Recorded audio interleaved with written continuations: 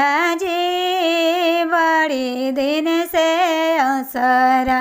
लागले हलिए जीजाजी बड़ी दिन से असरा लागले हलिए जीजाजी तोरे लागी पापा परसान हलने जीजाजी तोरे लागी पापा परसान हलने जीजाजी काल रे घर चनमा देखे दये जीजाजी काल रे हाटव चनमा देखे दये जीजाजी बड़ी दिन से आसरा गले हलिए जीजाजी बड़ी दिन से आसरा गले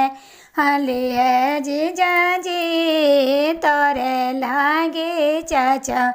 परसान हलने जीजाजी तोरे लागे चाचा परसान हलने जीजाजी हाथवा देखावा अंगूठी देख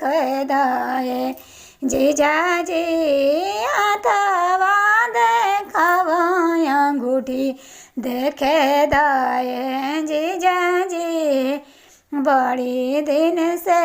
असरा लागले हलिए जीजाजी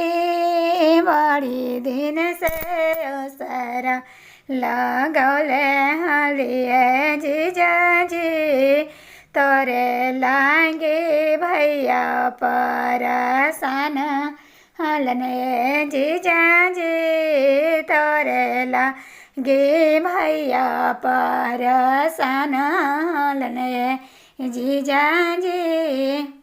तवानी कला परवा देखे दये जीजाजी जुतवानी कला परवा देखे दये जीजाजी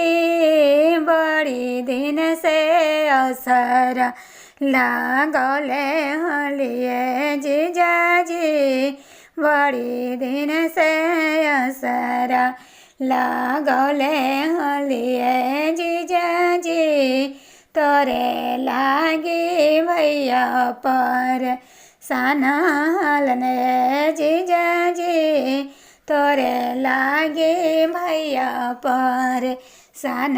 हलने जीजाजी।